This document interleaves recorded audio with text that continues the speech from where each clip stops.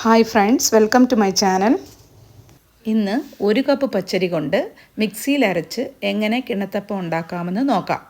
ഞാനിവിടെ എടുത്തിരിക്കുന്നത് കടയിൽ നിന്നും വാങ്ങിച്ച ഒരു കപ്പ് പച്ചരിയാണ്. അത് 250 ml കപ്പിൽ കറക്റ്റ് ഒരു കപ്പാണ്.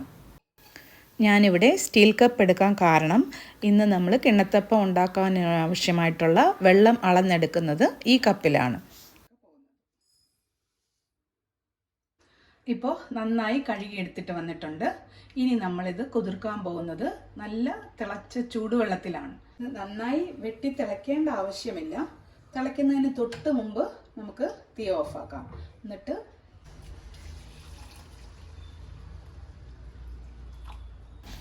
ഇങ്ങനെ ചൂടുവെള്ളം ഒഴിച്ച് ഒരു 4 മണിക്കൂർ കുതിരാൻ വെക്കാം.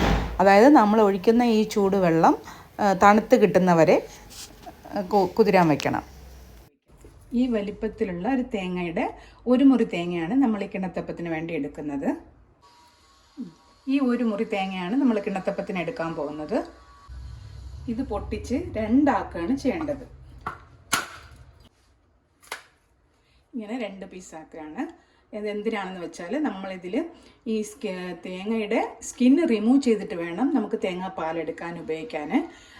അല്ലാതെ നമ്മൾ സ്കിന്നോട് കൂടി തേങ്ങ ചിരകി പാലെടുക്കുകയാണെങ്കിൽ കിണ്ണത്തപ്പത്തിന് നല്ല വെളുത്ത നിറം ഉണ്ടാവില്ല, ചെറിയൊരു നിറം മങ്ങലുണ്ടാവും.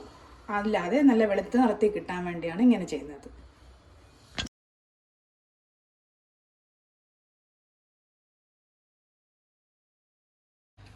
തേങ്ങ ഇങ്ങനെ പൊട്ടിച്ചെടുത്ത ശേഷം ഇതിൻ്റെ സ്കിന്ന് നമ്മൾ റിമൂവ് ചെയ്തെടുക്കുകയാണ് ചെയ്യുന്നത്.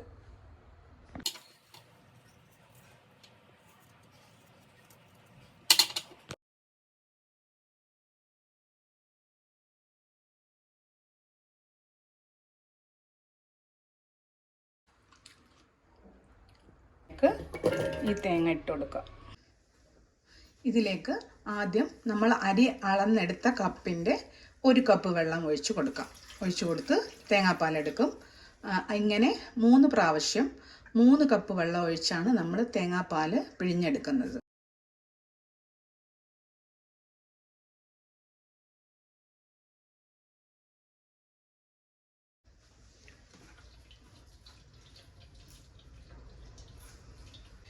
ഞാൻ ഈ ഇടിയപ്പത്തിനൊക്കെ അരിക്കുന്ന അരിപ്പയിലാണ് ഈ തേങ്ങാപ്പാൽ പിഴിഞ്ഞെടുക്കുന്നത്.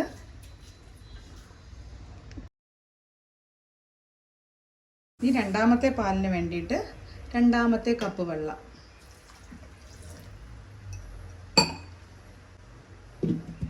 ഇത് അരച്ച് പാലെടുത്തിട്ട് വരാം.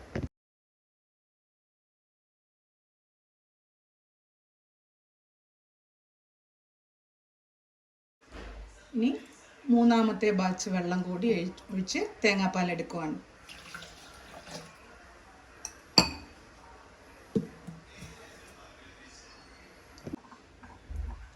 ഇനി ഇതും കൂടി പിഴിഞ്ഞ് പാലെടുക്കാം. അതോടുകൂടി നമ്മൾ തേങ്ങാപ്പാൽ എടുക്കുന്ന ജോലി കഴിഞ്ഞു. നമ്മൾ ടോട്ടൽ 3 കപ്പ് തേങ്ങാപ്പാൽ എടുത്ത് വച്ചിട്ടുണ്ട്. ഈ 3 കപ്പ് തേങ്ങാപ്പാൽ മാത്രമാണ് നമ്മളിനി കിണ്ണത്തപ്പം ഉണ്ടാക്കാൻ ഉപയോഗിക്കുന്നത്. വേറെ വെള്ളമൊന്നും ചേർക്കുന്നില്ല. ടോട്ടൽ ഈ 3 കപ്പ് തേങ്ങാപ്പാൽ മാത്രമാണ് ഉപയോഗിക്കുന്നത്. ഇനി പച്ചരി നല്ല മയത്തിൽ അരച്ചെടുക്കാം. ഒട്ടും തരിയില്ലാതെ അരച്ചെടുക്കണം. അതിൻ്റെ കൂടെ ഒരു 5 ഏലക്കായും കൂടി ഇടുന്നുണ്ട്. 1/2 കപ്പ് പാലൊഴിച്ചാണ് ഇത് അരയ്ക്കുന്നത്.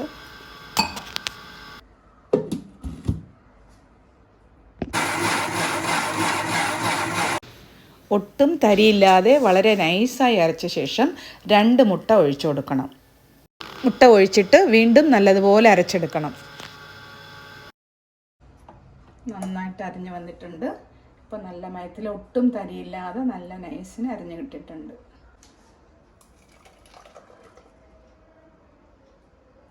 അതിലേക്ക് ബാക്കി തേങ്ങാപ്പാൽ കൂടി ഒഴിച്ചു കൊടുക്കുക. ഇനി 1 കപ്പ് അരിക്ക് 2 കപ്പ് പഞ്ചസാര വേണം. ഇപ്പോൾ 1 കപ്പ് ഇടുവാണ്. നമുക്കിത് 1/2 കപ്പ് പഞ്ചസാര വെച്ചും ചെയ്യാം. നമുക്ക് മധുരം അധികം ഇഷ്ടമില്ല എന്നുണ്ടെങ്കിൽ 1/2 കപ്പ് പഞ്ചസാര വെച്ച് ചെയ്യാം. ഞാനിപ്പോൾ 2 കപ്പ് പഞ്ചസാര ഇടുകയാണ്.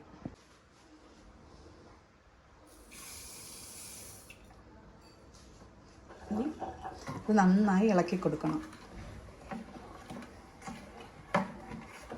പഞ്ചസാര നന്നായി മിക്സ് ആവുന്നത് വരെ ഇങ്ങനെ ഇളക്കി കൊടുത്തുകൊണ്ടിരിക്കണം. കിണ്ണത്തപ്പം 2 രീതിയിൽ ചെയ്യാൻ പറ്റും.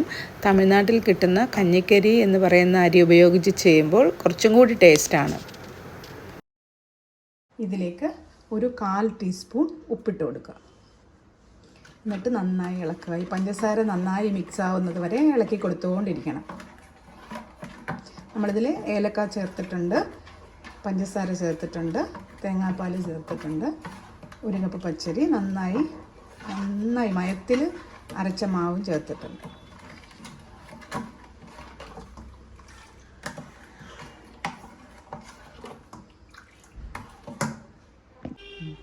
ഇനി ഇത് നമ്മൾ നന്നായി അരിച്ചെടുക്കണം. ഞാൻ ഇടിയപ്പത്തിന് അരിക്കുന്ന അരിപ്പയിലാണ് അരിച്ചെടുക്കുന്നത്.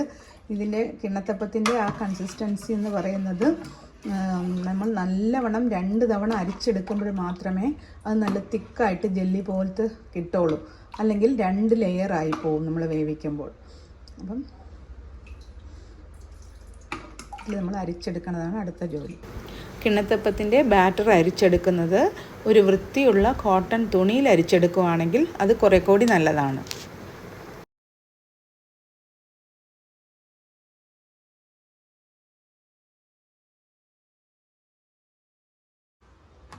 നമ്മൾ മുഴുവനും അരിച്ചെടുത്തിട്ടുണ്ട്. ഇങ്ങനെ 2 പ്രാവശ്യം അരിച്ചെടുക്കണം.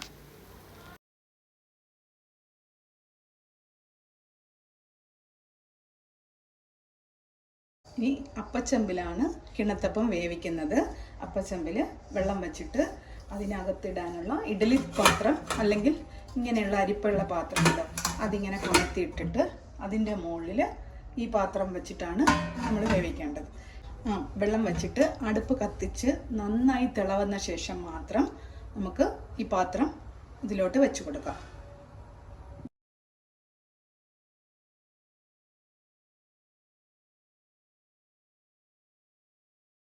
ഇങ്ങനെ പാത്രത്തിൻ്റെ എല്ലാ വശവും നെയ്യ് നന്നായി തേച്ച് പിടിപ്പിച്ചിട്ട് നമുക്ക് വെള്ളം നന്നായി തിളവന്ന് ആവി വരുമ്പോൾ നമ്മൾ ആ അപ്പച്ചമ്പിൻ്റെ മുകളിൽ വെച്ച് കൊടുക്കാം. ഇതിലേക്ക് വെച്ച് കൊടുക്കാം. അപ്പോൾ ഇഡ്ഡലി പാത്രത്തിൽ നല്ലവണ്ണം ആവി വരുന്നുണ്ട്. ഈ സമയത്ത് നമുക്ക് ഈ പാത്രം വെച്ച് കൊടുക്കാം.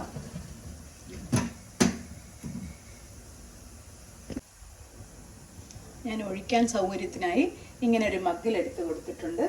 എന്നിട്ട് ഇതിലോട്ട് അങ്ങ് ഒഴിച്ചു കൊടുക്കുക. നമ്മൾ ഒഴിക്കുമ്പോൾ മുഴുവനും ഒഴിക്കേണ്ട ആവശ്യമില്ല. നമ്മൾ വേവിക്കുന്ന പാത്രത്തിൻ്റെ ഒരു 1/4 ഭാഗം മാത്രം ഒഴിച്ചു കൊടുത്താൽ മതിയാകും.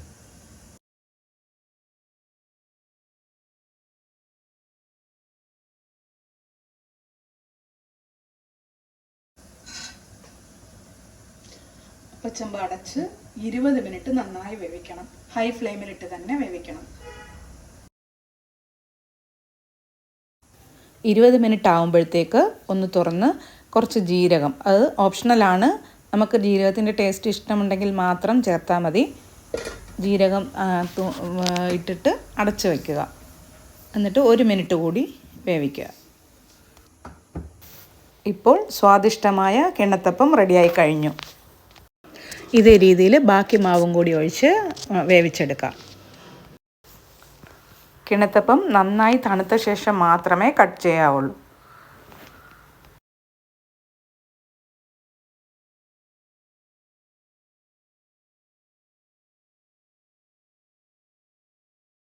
പാത്രത്തിൽ അല്പം പോലും ഒട്ടിപ്പിടിക്കാതെ നല്ല രീതിയിൽ കിട്ടിയിട്ടുണ്ട്.